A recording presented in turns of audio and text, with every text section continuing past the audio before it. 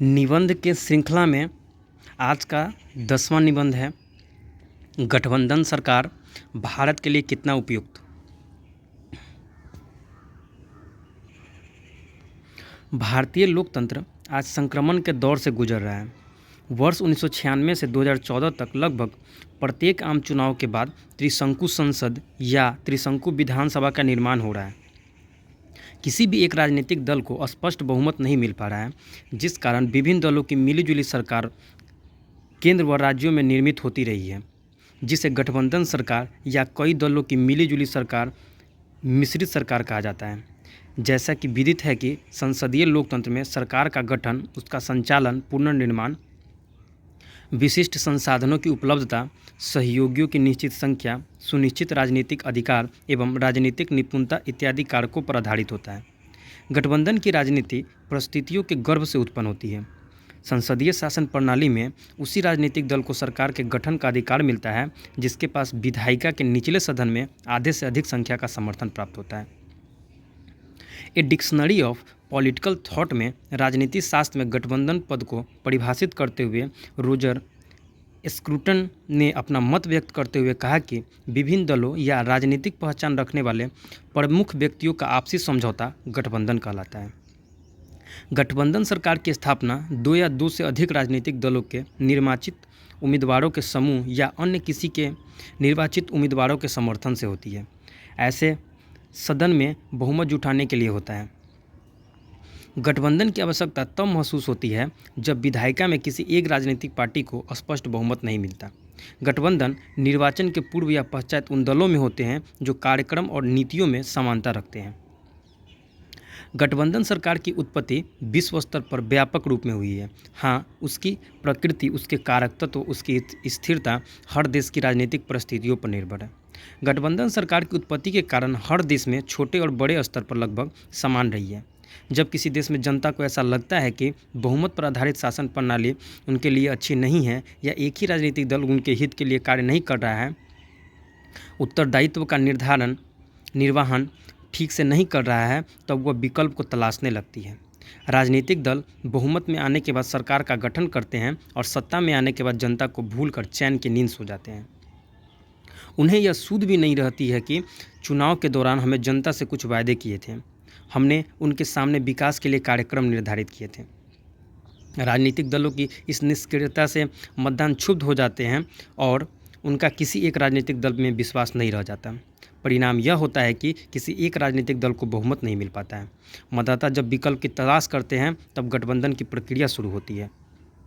गठबंधन प्रक्रिया की उत्पत्ति में समाज का मूलभूत परिवर्तन भी प्रमुख कारक है।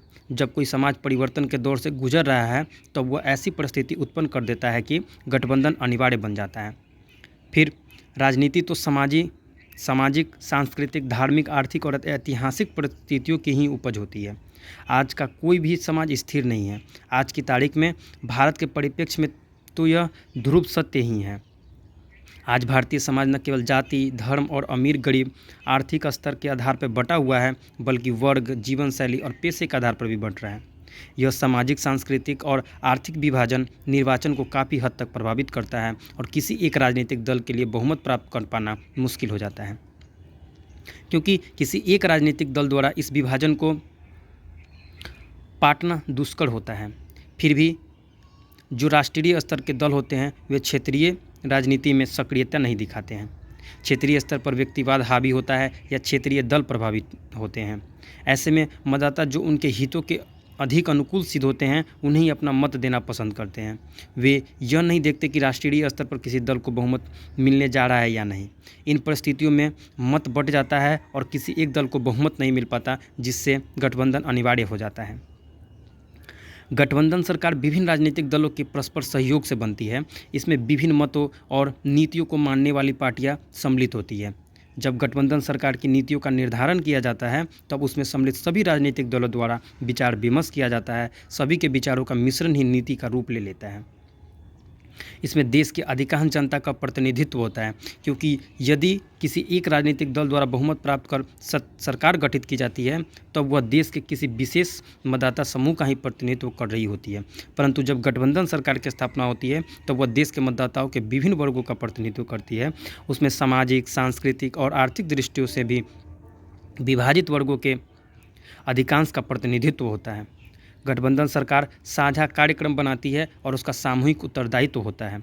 इस सरकार द्वारा लिए गए निर्णय उसके विभिन्न घटक राजनीतिक दलों के निर्णय माने जाते हैं। इसलिए कोई भी कार्य करने से पूर्व या कोई भी नीति निर्धारित करने से पूर्व सभी राजनीतिक दल विचार विमर्श करते हैं। इससे देश की जनता के हित में अधिकाधिक निर्णय लिए जाते हैं। परंतु गठबंधन सरकार का अस्थायित्व हमेशा संदेहास्पद होता है, क्योंकि इसमें विभिन्न मतों को अपनाने वाले राजनीतिक दल सम्मिलित होते हैं और ये दल सरकार में निहित स्वार्थवश ही सम्मिलित होते हैं।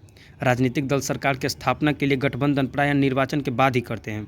किन्हीं भी दो दलों का राजनीतिक मुद्दा निर्वाचन के दौरान एक समान नहीं होता। वे गठबंधन तो मंत्रिमंडल के गठन के लिए करते हैं। गठबंधन के बाद विभिन्न राजनीतिक दलों में नेता पद और मंत्रिपरिषद के लिए तनाव उत्पन्न हो सकता है।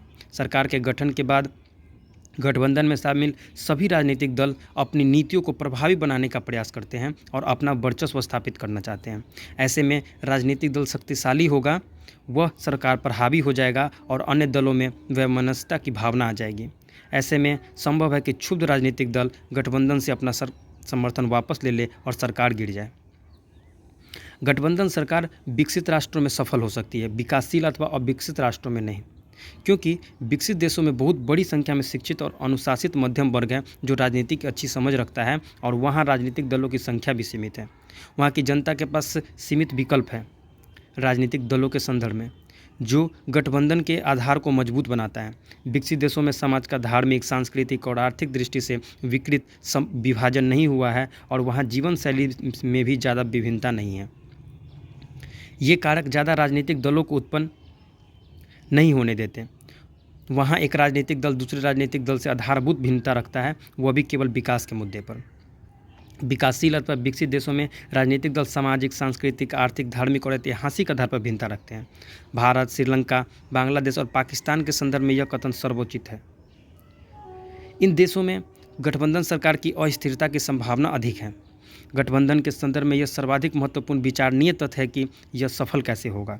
गठबंधन की सफलता के लिए अनेक शर्त है, जिनमें पहली शर्त यह है कि गठबंधन चुनाव के पूर्व हो और गठबंधन में शामिल होने वाले सभी राजनीतिक दल संयुक्त समिति और संयुक्त कार्यक्रम की घोषणा करें तथा उन नीतियों और कार्यक्रमों की सफलता तथा असफलता का सामूहिक उत्तरदायित्व लें। दूसरी यह कि गठबंधन में किसी एक दल की तानाशाही न हो, उसके सभी निर्णय सभी दलों द्वारा सम्मिलित रूप से लिए जाने चाहिए। उसकी नीतियों का निर्धारण सभी घटक राजनीतिक दलों के वैचारिक सामंजस्य के आधार पर किया जाना चाहिए। सभी दलों में सहयोग और सह-अस्तित्व की भावना होनी चाहिए। तीसरी यह कि गठबंधन के नेता को प्रत्येक संगठक दल के साथ तालमेल रखना चाहिए, उनमें सहयोग की भावना को बढ़ाना चाहिए तथा नियंत्रण रखना चाहिए। उसे हमेशा गठबंधन की एकता और अखंडता को बनाए रखने की कोशिश करनी चाहिए। जब लोकतंत्र संक्रमण के दौर से गुजर रहा हो तो उसे संक्रमण से बचाने के लिए गठबंधन एक उपयोगी इलाज साबित हो सकता है, यदि यह गठबंधन देश के विकास और संवैधानिक भावनाओं के अनुरूप कार्य करे। भारतीय समाज जाति, पंथ, मजहब, वर्ग एवं क्षेत्रीय संकीर्णताओं में बटा हुआ है। यहाँ प्रत्येक राजनीतिक दल का अलग जातीय आधार है तो जातियों के अलग क्षेत्रीय राजनीतिक दल हैं। यदि क्षेत्रवादी दल है तो राजनीतिक दलों की प्रभावशीलता के कुछ खास क्षेत्र भी है। सामाजिक एवं राजनीतिक आधार पर इच्छाओं, अपेक्षाओं, आवश्यकताओं और प्राथमिकताओं के इस विखंडन से आम चुनाव में किसी भी एक राजनीतिक दल को स्पष्ट बहुमत प्राप्त करना कठिन है। फलस्वरूप सरकार के निर्माण एवं उसके संचालन के लिए गठबंधन की राजनीति प्रारंभ होती है। भारत जैसे सांस्कृतिक विविधता संपन्न देश में व्यक्तिगत प्रभुत्व को कायम रखना मुश्किल ही नहीं असंभव है। गठबंधन की भावना एक लंबा सफर तय करने के बाद आती है। भारत के संदर्भ में गठबंधन कोई नई विचारधारा नहीं है। स्वतंत्रता प्राप्ति के पूर्व भारतीय राष्ट्रीय कांग्रेस गठबंधन के आधार पर ही कार्य करती थी। यह विभिन्न विचारधाराओं और नीतियों को पालन करने वाले व्यक्तियों और संस्थाओं की एक सामूहिक संस्था थी। यहाँ यह ध्यातव्य है कि स्वतंत्रता प्राप्ति के पूर्व कांग्रेस राजनीतिक पार्टी नहीं थी। कांग्रेस कोई भी कार्य अपनी विभिन्न विचारधाराओं के मानने वाले व्यक्तियों या संस्थाओं से विचार विमर्श करके करते थे। कांग्रेस में समाजवादी, साम्यवादी, पूंजीवादी आदि सभी राजनीतिक विचारधाराओं को मानने वाले लोग कार्यरत थे। आज़ादी मिलने के बाद जवाहरलाल नेहरू के नेतृत्व में जिस कैबिनेट का गठन किया गया था उसमें श्यामा प्रसाद मुखर्जी, के.सी. नियोगी और भीमराव अंबेडकर जैसे गैर कांग्रेसी नेताओं को भी शामिल किया गया था, परंतु उसे गठबंधन सरकार की संज्ञा नहीं दी जाती सकती। भारत में प्रायः दो प्रकार का राजनीतिक गठबंधन देखने को मिलता है। प्रथम वे गठबंधन जो कुछ विशेष राजनीतिक दलों के द्वारा निश्चित कार्यक्रमों के आधार पर आम चुनाव के ब्यूरो बना लिए जाते हैं। द्वितीय वे गठबंधन जो चुनाव के पश्चात बनता है और परिस्थिति जन्य होता है। यह उस समय अस्तित्व में होता है जब आम चुनाव में किसी भी राजनीतिक दलों को स्पष्ट बहुमत नहीं मिल पाता। चुनाव के पूर्व जो गठबंधन बनते हैं उनमें अवसरवादिता के तत्व कम होते हैं और साथ ही साथ कार्य करने का आधार बन जाता है। लेकिन चुनाव के बाद और चुनाव से उत्पन्न स्थिति का सामना करने के लिए जो गठबंधन बनाए जाते हैं उनमें अवसरवादिता के तत्व अधिकांशतः विद्यमान होते हैं और यह बात गठबंधन को कमज़ोर करती है। भारत में गठबंधन सरकार की स्थापना की प्रक्रिया राज्य स्तर पर तब शुरू हुई जब 1953 में आंध्र प्रदेश में संयुक्त मंत्रिमंडल की स्थापना की गई, किंतु यह मंत्रिमंडल 13 महीने के छोटे कार्यकाल में ही विघटित हो गया। 1957 में उड़ीसा में गठबंधन सरकार की स्थापना हुई, परंतु 1961 में इसका भी विघटन हो गया। पश्चिम बंगाल में 1967 में पहली बार गठबंधन सरकार की स्थापना की गई, परंतु यह बहुत कम समय में ही विघटित हो गई और वहां राष्ट्रपति शासन लागू करना पड़ा। 21 मार्च 1997 को गठित भारतीय जनता पार्टी और बहुजन समाज पार्टी की उत्तर प्रदेश गठबंधन सरकार ने गठबंधन के क्षेत्र में एक नवीन प्रयोग किया था, जिसके तहत गठबंधन को 6-6 महीने पर परिवर्तित करना होता था। 6 महीने के लिए बहुजन समाज पार्टी को तथा 6 महीने के लिए भारतीय जनता पार्टी को नेतृत्व का अवसर मिलना था, परंतु यह भी प्रयोग सफल न हो सका। केंद्र में गठबंधन सरकार की स्थापना की प्रक्रिया बहुत बाद में शुरू हुई। भारतीय राष्ट्रीय कांग्रेस ने केंद्र में लगभग दशकों तक एक छत्र राज किया, क्योंकि भारतीय जनता का विश्वास उसे स्वतंत्रता आंदोलन में विरासत में मिला था।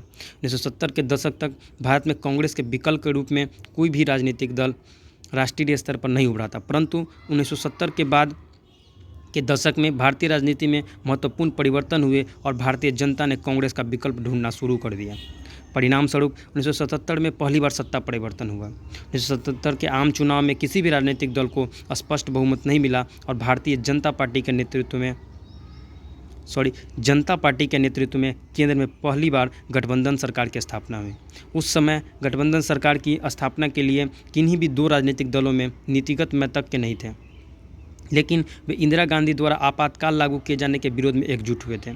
दूसरी बार गठबंधन सरकार की स्थापना संयुक्त मोर्चा के नेतृत्व में 1989 में हुई थी। संयुक्त मोर्चा में निर्वाचन से पूर्व ही जनता दल और कम्युनिस्ट पार्टी तथा कुछ अन्य क्षेत्रीय दलों ने गठबंधन किया था। इस बार फिर भी सभी गैर कांग्रेसी दल कांग्रेस को सत्ता से बाहर करने के लिए एकजुट हुए थे। दोनों ही बार सरकार असमय ही धराशायी होगी, क्योंकि गठबंधन के घटक दलों में सहयोग और सह-अस्तित्व की भावना का अभाव था। घटक दलों के नेता मंत्रिमंडल में नेता पद को पाने की लालसा त्याग नहीं पाए। भारत के दो ऐसे राज्य जहां गठबंधन सरकार को व्यापक सफलता मिली है और वे है पश्चिम बंगाल तथा केरल।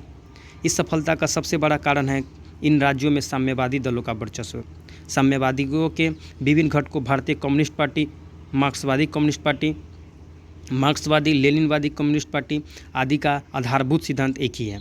वे समानता पर आधारित समाज की स्थापना के प्रमुख मुद्दे को अपनाए हुए हैं। पश्चिम बंगाल में गठबंधन का नेतृत्व मार्क्सवादी कम्युनिस्ट पार्टी करती है, तो केरल में कांग्रेस और साम्यवादी में से कोई एक। इन राज्यों में गठबंधन की एक विशेषता यह भी है कि ये निर्वाचन से पूर्व ही किए जाते हैं और गठबंधन में सम्मिलित विभिन्न घटक दलों द्वारा निर्वाचन के पूर्व ही संयुक्त समिति और संयुक्त कार्यक्रम निर्धारित किए जाते हैं। भारत में लंबे समय तक बहुमत प्राप्त दलों द्वारा विकास की दिशा में कोई ठोस कार्य नहीं किया गया और इनके शासन काल में भ्रष्टाचार भी बढ़ा है। गरीबों और कमजोरों के उत्थान में भी ये सरकारें असफल रही है। इन स्थितियों को देखते हुए गठबंधन सरकार के पक्ष में मतदाताओं ने अपना मत दिया, परंतु केंद्र और राज्य स्तर पर गठबंधन सरकार की अस्थिरता ने मतदाताओं को बहुमत की ओर ध्यान केंद्रित करने पर मजबूर कर दिया है, क्योंकि ऐसी सरकारों की अस्थिरता के कारण बहुत कम अंतराल में चुनाव कराने पड़ते हैं और इस प्रक्रिया में धन का भारी अपव्यय होता है, जिसका बोझ अप्रत्यक्षतः जनता पर ही पड़ता है।